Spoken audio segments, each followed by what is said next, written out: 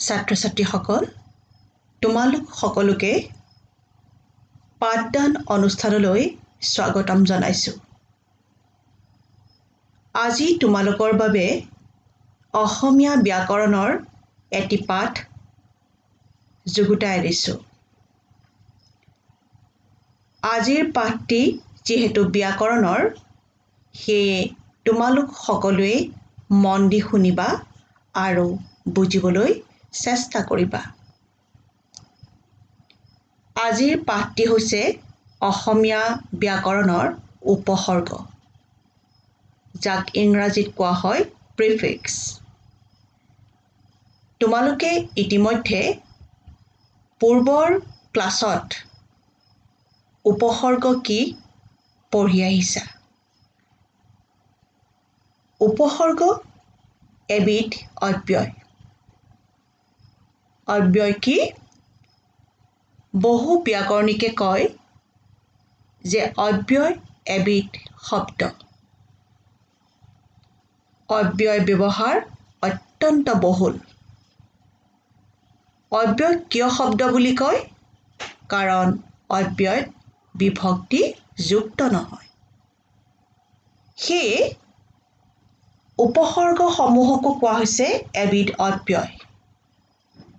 ইহঁতে নিজে কোনো অৰ্থ প্ৰকাশ কৰিব নোৱাৰে, কিন্তু ধাতুৰ আগত বহি বিভিন্ন অৰ্থ প্ৰকাশ কৰে। তেনেহ'লে ধাতু কি? ধাতুক ইংৰাজীত কোৱা হয় ৰুট। যিবোৰ শব্দই কাৰ্য সম্পাদন কৰা বুজায়, সেইবোৰক ধাতু বোলে। আৰু আমি যদি চমুকৈ ক'ব বিচাৰোঁ, ক্ৰিয়াৰ মূলকে ধাতু বোলে। যেনে কৰ, পৰ, যা, খা ইত্যাদি। ইয়াত কৈছে বেলেগ বেলেগ উপসৰ্গ যুক্ত হৈ একেটা ধাতুৱে বিভিন্ন অৰ্থ প্ৰকাশ কৰে। উদাহৰণস্বৰূপে ঋ ধাতুৰ অৰ্থ হৰণ কৰা। কিন্তু ঋ ধাতুৰ আগত যেতিয়া প্ৰ উপসৰ্গ যুক্ত হৈছে, তেতিয়া এটা নতুন শব্দৰ সৃষ্টি হৈছে প্ৰহাৰ।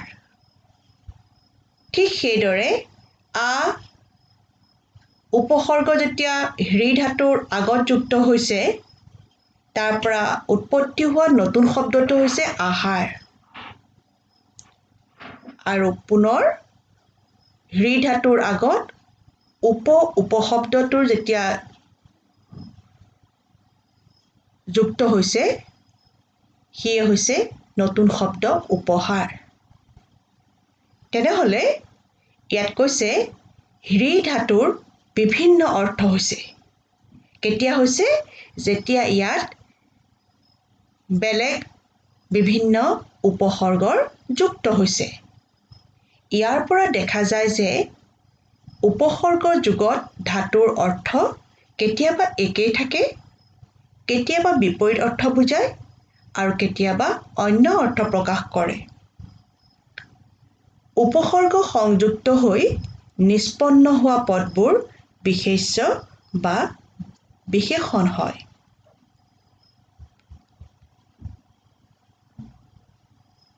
এয়া হাৰ।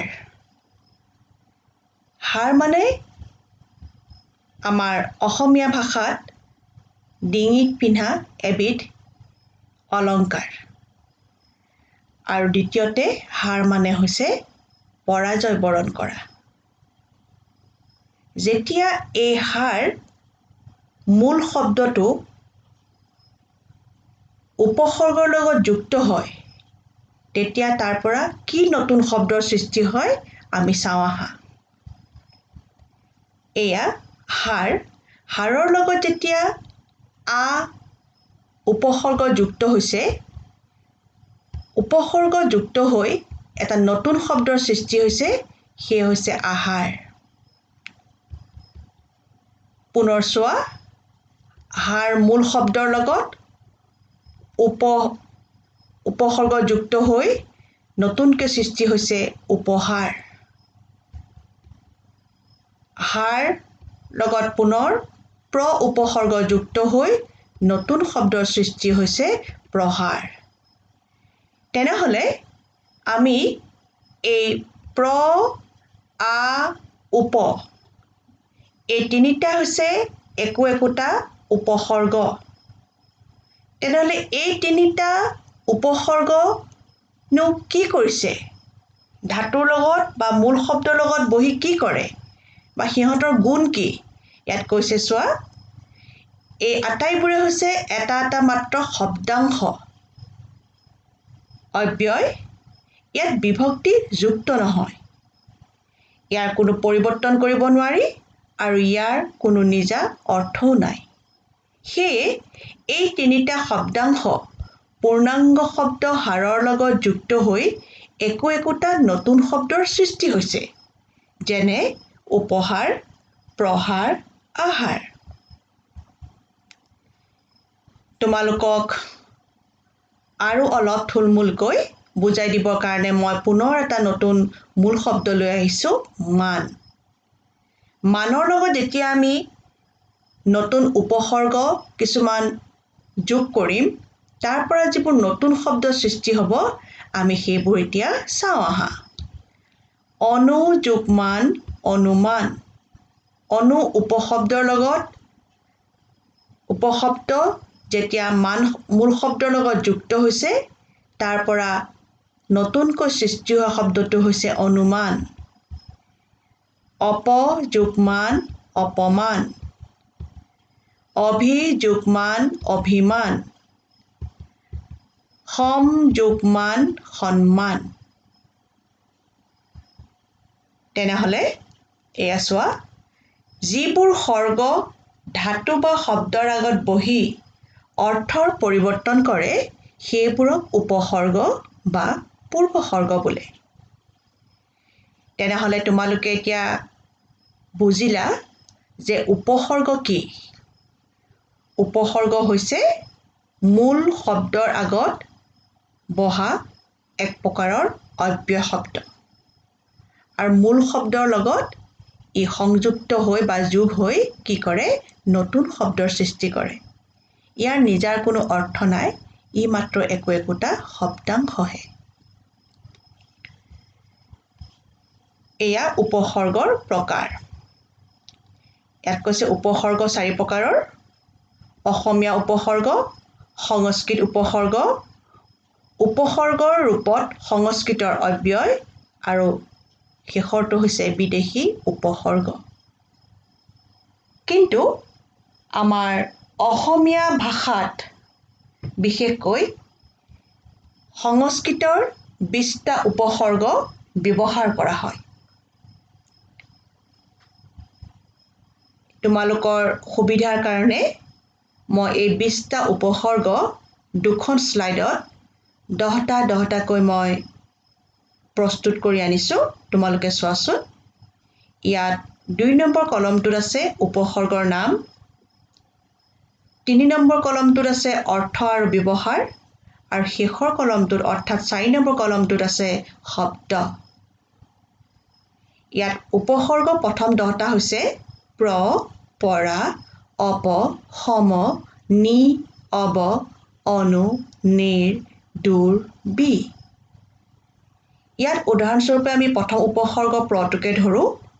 কি অৰ্থত ব্যৱহাৰ হয়? আৰম্ভ, খ্যাতি, ভাল, বেছি আদি বুজাবৰ কাৰণে এই প্ৰ উপসৰ্গটো ব্যৱহাৰ হয়।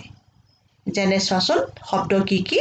প্ৰচলন, প্ৰগতি, প্ৰকাণ্ড, প্ৰণাম, প্ৰস্থান। ঠিক সেইদৰে প্ৰত্যেকটো উপসৰ্গৰে ইয়াত কি কৰা হৈছে? অৰ্থ আৰু ব্যৱহাৰ দেখুওৱা হৈছে, আৰু তাৰ কিছুমান শব্দ এই তালিকাখনত অন্তৰ্ভুক্ত কৰা হৈছে। এতিয়া পুনৰ পিছৰ 10টা উপসৰ্গ চাওঁ। ইয়াৰ প্ৰথমটো হৈছে দ্বিতীয়খন শ্লাইডৰ অধি, সু, উত, পৰি, প্ৰতি, অভি, অতি, অপি, উপ, আহ। ঠিক পূৰ্বৰ দৰেও ইয়াত প্ৰত্যেকটো উপসৰ্গৰ 3 নম্বৰ কলমটোত অৰ্থ আৰু ব্যৱহাৰ দেখুওৱা হৈছে, আৰু 4 নম্বৰ কলমটোত এই উপসৰ্গসমূহৰ শব্দ দেখুওৱা হৈছে। তোমালোকক মই এই উপসৰ্গ 20টা মনত ৰখাৰ এটা খুব সুন্দৰ টিপছ তোমালোকক আজি মই শিকাই দিম। কাৰণ মই মোৰ বিদ্যালয় দিল্লী পাব্লিক স্কুল নুমলীগড়ত মই যেতিয়া ছাত্ৰ ছাত্ৰীসকলক নৱম আৰু দশম শ্ৰেণীত মই পঢ়াওঁ উপসৰ্গ, তেওঁলোকক সদায় মই এখন টেবুলাৰ ফৰ্মেটত ৰাইমিং ৱৰ্ডছত মই শিকাওঁ। তোমালোকে 4টাকৈ বা 5টাকৈ টেবুলাৰ ফৰ্মেটত উপসৰ্গকেইটা লিখি ৰাইমিঙত গাবা। তেতিয়া তোমালোকে খুব সুন্দৰকৈ মনত ৰাখিব পাৰিবা। আৰু মই ভাবোঁ এই উপসৰ্গ 20টা মনত ৰখাৰ এইটো আটাইতকৈ ভাল এটা কৌশল। তেনেহ'লে আমি শেষৰ অংশলৈ যাওঁ। ইয়াত কৈছে অসমীয়া উপসৰ্গ যোগ হৈও বহুতো শব্দ গঠন হয়। আমি পাইছিলোঁ 4টা সংস্কৃত উপসৰ্গ, অসমীয়া উপসৰ্গ, বিদেশী উপসৰ্গ। ইয়াত অসমীয়া উপসৰ্গৰ বিষয়ে থুলমূলকৈ অলপ আলোচনা কৰা হৈছে। ইয়াত কৈছে অসমীয়া উপসৰ্গ যোগ হৈও বহুতো শব্দ গঠন হয়। তলত অসমীয়া উপসৰ্গৰ কিছুমান উদাহৰণ দিয়া হৈছে। উদাহৰণসমূহ হৈছে অচিনাকি, অহিংসা, অসুখ, আকাল, আওহেলা, অনাতাঁৰ, অনাবৃষ্টি, উলংঘা, উলাহ, নিজান, নিমাত, নিকৰুণ, সুখবৰ, সুগন্ধ, সুযোগ। এই উদাহৰণসমূহৰ পৰা অসমীয়া উপসৰ্গ চিনাক্ত কৰিব পাৰি। যেনে অ, আ, আও, উ, নি, হু। তেনেহ'লে আজি আমি উপসৰ্গৰ বিষয়ে যিখিনি কথা আলোচনা কৰিলোঁ, মই আশা ৰাখিছোঁ তোমালোক সকলো ছাত্ৰ ছাত্ৰীয়ে ইয়াৰ পৰা অলপ পৰিমাণ হ'লেও উপকৃত হ'বা। তেনেহ'লে আজিলৈ পাঠ ইমানতে সামৰণি মাৰিলোঁ। পৰৱৰ্তী পাঠদান অনুষ্ঠানত পুনৰ লগ পোৱাৰ প্ৰতিশ্ৰুতিৰে। ধন্যবাদ।